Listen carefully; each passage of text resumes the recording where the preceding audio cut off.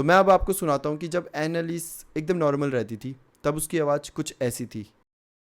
Ja, ich will auch für die anderen leid, damit die nicht in die Hölle kommen und so.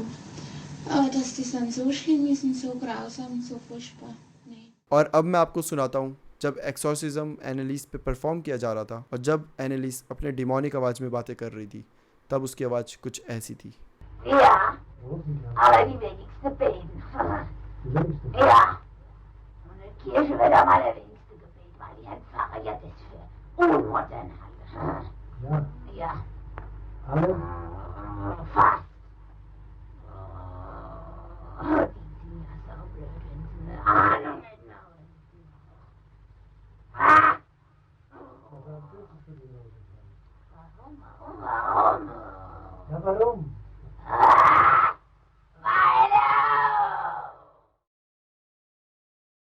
Hey guys um what's up, तो क्या हाल चाल है आप सबके। I hope कि जैसे भी हो बहुत सही हो। सो आज की जो स्टोरी है वो एक्चुअली किसी ने शेयर नहीं करी है, ये एक ट्रू स्टोरी है जो कि हर जगह रजिस्टर्ड भी है। So let's start this video.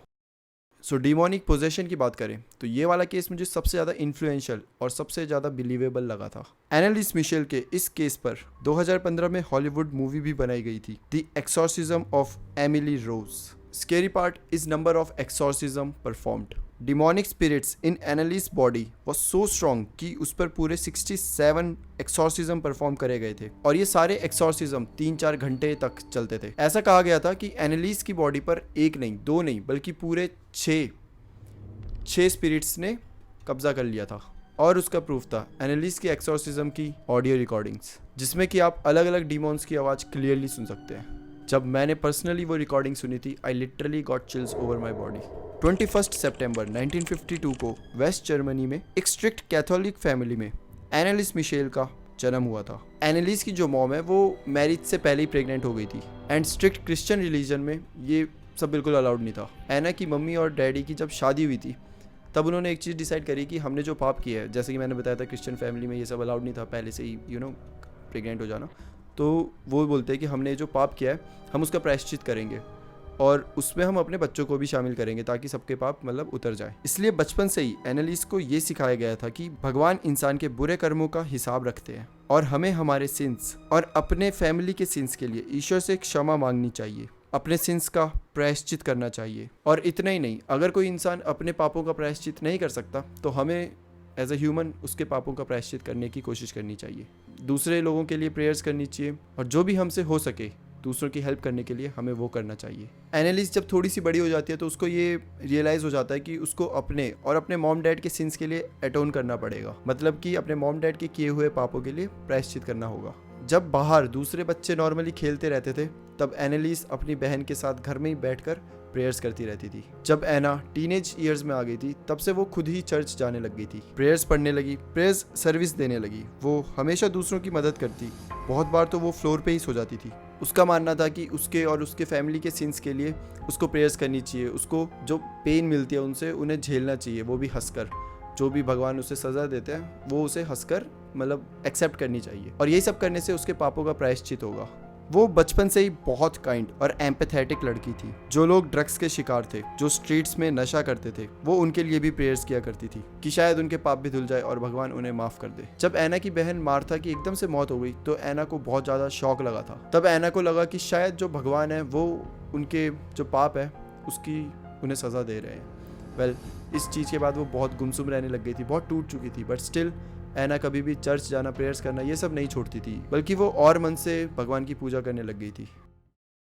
The beginning of Anneliese possession. So ऐसे ही एक बार एनालिस अपनी क्लास में थी, क्लास अटेंड कर रही थी, पढ़ रही थी कि तभी उसको अपनी बॉडी में एक अलग सी सेंसेशन सी फील होने लग गई थी और देखते ही देखते एना को सीजर्स आने लग गए थे। इन सीजर की वजह से वो एकदम अचानक से इधर उधर चलने लग जाती थी और जब एनालिस को एकदम से होश आता था तो वो जो सीजर के दौरान उसके साथ क्या हो रहा है, वो कहाँ जा रही है, किससे बात कर रही है, उसे कुछ भी याद नहीं रहता था। और ये एनालिस के साथ पहली बार हो रहा था, वो पहली बार ऐसी चीज़ें फील कर रही थी। अब जैसे जैसे टाइम बीतता गया एनालिस के ये जो सीजर्स थे ये और बढ़ने लग गए थे। एक ही समय में वो बैठी और अगले ही सेकंड में वो अचानक से अजीब बातें करने लग गया, उसे सीजर्स आने लग गया, वो यहाँ वहाँ चलने लग गया, अजीब हरकतें करने लग जाती थी। उसकी फैमिली उसे फिजिशियंस, डॉक्टर सबके पास ले गए बट किसी के पास भी इसका जवाब नहीं था, किसी को भी समझ नहीं आ रहा था कि ये हो क्यों रहा है। उसके मॉम डैड ने उसको न्यूरोलॉजिस्ट को भी दिखाया। तब न्यूरोलॉजिस्ट ने बताया कि एना को टेम्पोरल लोब एपिलेप्सी नाम की बीमारी है। अब जो एना थी वो दवाइयाँ ले रही थी जो भी उसको दी थी, बट स्टिल दवाइयों का कोई फ़र्क नहीं पड़ रहा था। उसकी जो ये बीमारी थी वो बढ़ती जा रही थी। बट एना भी बहुत स्ट्रॉन्ग लड़की थी, वो हार मानने वालों में से नहीं थी। उसका ये मानना था कि जो भगवान जी है वो हमें पापों की सज़ा दे रहे हैं और एक दिन ये सारी चीज़ें ख़त्म हो जाएगी और सब कुछ ठीक हो जाएगा। एनालिस ने अपनी पढ़ाई चालू रखी थी। 1973 में एना ने ग्रेजुएशन के लिए यूनिवर्सिटी ऑफ वुर्जबर्ग में एडमिशन लिया। जब बाकी दोस्त पार्टी करते, घूमने जाते, एना अपने रूम में बैठकर प्रेयर्स करती थी, अपने लिए और अपने फैमिली के लिए। लेकिन जैसे जैसे टाइम बीत रहा था, एना की तबीयत अब ख़राब होने लगी थी। वो बहुत वीक होने लगी थी। उसको बहुत सारे हेलुसिनेशंस आते थे और उसको बहुत मतलब ऐसा होता था दिन में 4-5 बार उसको ब्लैकआउट हो जाता था। एना जब भी प्रेयर्स करने लगती थी तब उसको डीमंस की आवाज़ें सुनाई देती थी। कभी भी किसी ह्यूमन को देखे तो उसे ऐसा लगता था कि वो इंसान नहीं बल्कि कोई शैतान खड़ा है। धीरे धीरे एना बाहरी दुनिया से दूर जा रही थी और उसके अंदर खुद की एक दुनिया बनती जा रही थी। एना अपने रूम से बाहर तक जाने से डरने लग गई थी क्योंकि जब भी वो जाती उसको डिमोनिक प्रेजेंस फील होने लगती थी, तो वो अपने रूम में ही बैठी रहती थी हमेशा। एना जो कि जब उसके सारे दोस्त पार्टी करते थे वो चर्च में जाकर प्रेयर्स पढ़ती थी, वो लड़की अब धीरे धीरे चर्च भी जाना बंद कर रही थी। अब धीरे धीरे एना की तबीयत और ज़्यादा बुरी होने लग गई थी। वो हमेशा ही वीक रहती। वो बताती कि उसके थ्रोट में बहुत ज़्यादा पेन हो रहा है, उसको पिछला कुछ याद नहीं है, उसे अजीब अजीब चीज़ें दिखाई दे रही है। वो एना जो हमेशा बहुत सॉफ्ट रहती थी, मतलब सबसे बहुत सॉफ्टली बहुत अच्छे से बात करती थी, अब वो चिड़चिड़ी होने लगी थी। वो हमेशा गुस्से में बात करने लगी थी सबसे और उसका बिहेवियर धीरे धीरे और ज़्यादा वियर्ड होता जा रहा था। एक प्रीस्ट के कहने पर एना की फैमिली ने एना को इटली भेजा, सैन डेमियानो के पिलग्रिमेज में पार्टिसिपेट करने के लिए और होली वाटर पीने के लिए। प्रीस्ट को लगा कि ऐसे करने से एना की मदद हो जाएगी। लेकिन जब एना इटली पहुंची तो एक टाइम आया कि उसने बस से बाहर निकलने के लिए मना कर दिया था। कैसे कैसे करके उसको बस से बाहर निकाला जाता है। उसको रख के जब उसे होली वाटर ऑफर किया जाता है तो एना बहुत ज़्यादा चिल्लाने लग जाती है। वो बोलती है कि ये पानी बिल्कुल गंदा है, मुझे इससे बहुत गंदी सी स्मेल आ रही है और ये अच्छा पानी नहीं है, मैं इसे नहीं पीऊँगी। ये बोलकर वो उस पानी को फेंक देती है। अब एना वापस जर्मनी आ जाती है। जब जर्मनी में आती है तो उसके रूम को प्योर करने के लिए कुछ प्रीस्ट आए होते हैं।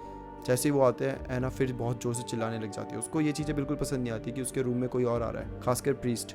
वो बहुत ज़ोर से चिल्लाती है और एक प्रीस्ट को तो मारती भी है। जब ये बिहेवियर प्रीस्ट देखते हैं तो उन्हें समझ आ जाता है कि एना को कोई बीमारी नहीं है, कुछ नहीं है, बल्कि उसके अंदर किसी आत्मा ने कब्जा करके रखा है। एनालिस की मॉम ने बताया कि कभी कभी तो एना कीड़े मकोड़े को उठा के खा जाती थी और डॉग्स की तरह बार्क करने लग जाती थी। और इतना ही नहीं बल्कि डॉग की तरह चलती, डॉग की तरह बिहेव करती और टेबल के नीचे जाके ऐसे छुप जाती थी। एक बार तो वो अचानक से उठकर स्क्वाट्स करने लगी और वो इतनी ज़्यादा स्क्वाट्स कर रही थी कि जो उसकी नीज़, जो वो हड्डियाँ होती हैं, वो टूट गई थी। बट स्टिल वो स्क्वाट्स करे जा रही थी। वहाँ हड्डियाँ टूट रही थी, मतलब जो मॉम डैड है उन्हें दिख रहा था, उन्हें सुनाई दे रहा था, बट एना रुक नहीं रही थी, वो स्क्वाट्स करे जा रही थी। ऐसा लग रहा था जैसे एना की बॉडी तो है बट एना का उसमें कोई कंट्रोल नहीं है। कोई डीमंस है, कोई आत्माएं हैं जो कि उसकी बॉडी पे फुल कंट्रोल कर चुकी है। ये सब देखने के बाद फैमिली ने लोकल चर्च से कांटेक्ट किया और एक्सॉर्सिज्म करने की मांग की। लेकिन एना की हालत देखकर कोई भी प्रीस्ट हाँ नहीं बोल रहा था। वो सब बोल रहे थे हम नहीं कर सकते, बहुत स्ट्रॉन्ग इसके अंदर जो भी है वो बहुत स्ट्रॉन्ग है, वो हमें छोड़ेगी नहीं, हम अभी इतने स्ट्रॉन्ग नहीं, ऐसे ऐसे करके सब मना ही कर रहे थे बस। इधर एना की हालत बद से बदतर होने लगी थी। वो जहाँ जाती उसे डीमंस की आवाज़ सुनाई देती। डीमंस उसे टॉर्चर करने लग गए थे। वो जब भी नॉर्मल फील करती, प्रेयर्स पढ़ने की कोशिश करती, तभी उसे किसी की आवाज़ें सुनाई देती थी जो कि होती थी रॉट इन हेल, और इसलिए अब वो प्रेयर पढ़ने से भी डरने लग गई थी। Anneliese Michel's exorcism. Finally Anna के मॉम एंड डैड ने अपनी बेटी को बचाने के लिए एक प्रीस्ट ढूंढ लिया था, बिशॉप जोसेफ स्टेंगल। बिशॉप ने जब एना को फर्स्ट टाइम देखा था तभी उसे समझ आ गया था कि जितनी जल्दी हो सके उतनी जल्दी हमें एक्सॉर्सिज्म परफॉर्म करना पड़ेगा क्योंकि ज़्यादा टाइम बचा नहीं है। इसीलिए उन्होंने local priest father Arnold Reigns को एनालिस के ऊपर एक्सॉर्सिज्म परफॉर्म करने की permission they the. On September 24, 1975 father Reigns ने एनालिस पे फर्स्ट एक्सॉर्सिज्म परफॉर्म किया। जब भी एना के ऊपर एक्सॉर्सिज्म परफॉर्म करते एनालिस बहुत ज़्यादा वायलेंट हो जाती, प्रीस्ट पर अटैक करती, उसके बारे में भला बुरा बोलती, और वो भी डिमोनिक आवाज़ में। इसलिए एनालिस को घंटों तक उसके बेड से बांध दिया जाता था। उसकी बॉडी वीक थी लेकिन उसके अंदर जो डीमंस थे वो बहुत ज़्यादा पावरफुल थे। प्रीस्ट ने इन्वेस्टिगेटर्स को बताया था कि एक बार ऐसे ही नॉर्मली एक्सॉर्सिज्म परफॉर्म कर रहे थे, उसको ऐसे पूरे हाथ से बांधा हुआ है बेड से, और एनालिस इतनी ज़्यादा वायलेंट हो गई थी कि उसने एक हाथ से पूरा बेड उठा दिया था। अगले 10 मंथ्स तक एनालिस के ऊपर एक्सॉर्सिज्म परफॉर्म करे गए। जी हाँ, एक नहीं, दो नहीं, मतलब एक दो एक्सॉर्सिज्म से कुछ भी नहीं हुआ एनालिस का, और उस पर 10 महीने तक एक्सॉर्सिज्म परफॉर्म किए गए थे। और ये सारे एक्सॉर्सिज्म 3-4 घंटे से ज़्यादा चलते थे। एनालिस को टॉर्चर किया जाता था इस एक्सॉर्सिज्म में, उसे पेन दी जाती थी। और ऐसे ही एक सेशन में एनालिस ने अपनी डिमोनिक आवाज़ में ये रिवील करा था कि उस बॉडी के अंदर एक नहीं, दो नहीं, बल्कि 6 स्पिरिट्स हैं। तो मैं अब आपको सुनाता हूँ कि जब एनालिस एकदम नॉर्मल रहती थी तब उसकी आवाज़ कुछ ऐसी थी। Ja, ich will auch für die anderen Leute, damit die nicht in die Hölle kommen und so. Aber dass das dann so schlimm ist und so grausam und so furchtbar, nee. Das denkt man leiden, das ist so leicht zu sagen. Wenn es dann wirklich schlimm wird, da will man überhaupt nicht mehr, da will man kein. और अब मैं आपको सुनाता हूँ जब exorcism एनालिस पे perform किया जा रहा था और जब एनालिस अपने डिमोनिक आवाज़ में बातें कर रही थी तब उसकी आवाज़ कुछ ऐसी थी। Ja, Rosen, ja. aber die wenigsten beten. Die wenigsten. Ja. Und in der Kirche wird am allerwenigsten gebetet, weil die Herrn Pfarrer ja das für unmodern halten. Ja. Ja, Alle. fast. Die sind ja so blöd, wenn sie eine Ahnung hätten. Ah! Was dürfen für die Rosen sein? Warum? Ja, warum?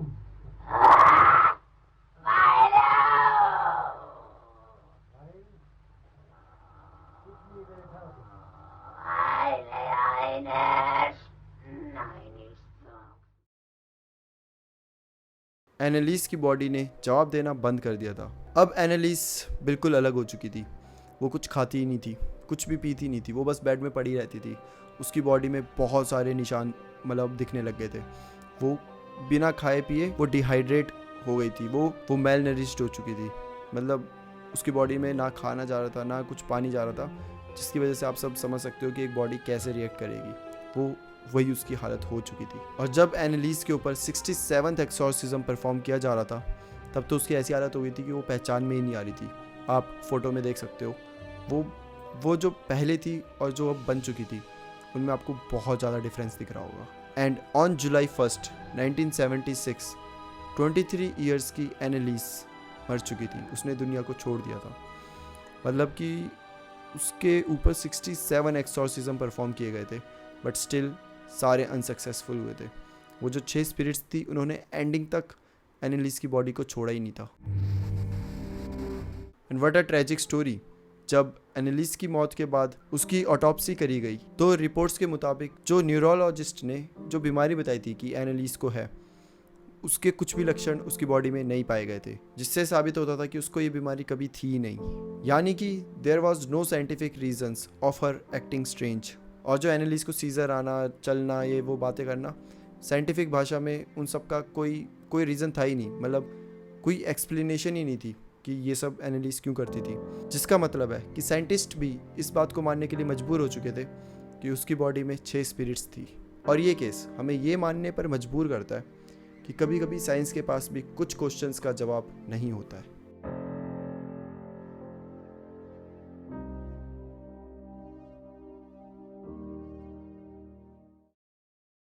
So guys, ये थी एनालिस की story. I hope कि आपको ये story अच्छी लगी हो और आपको बहुत कुछ इससे सीखने को मिला हो। So that's it for today. फिर मिलते हैं हम किसी और टॉपिक के साथ। तब तक के लिए bye bye and take care.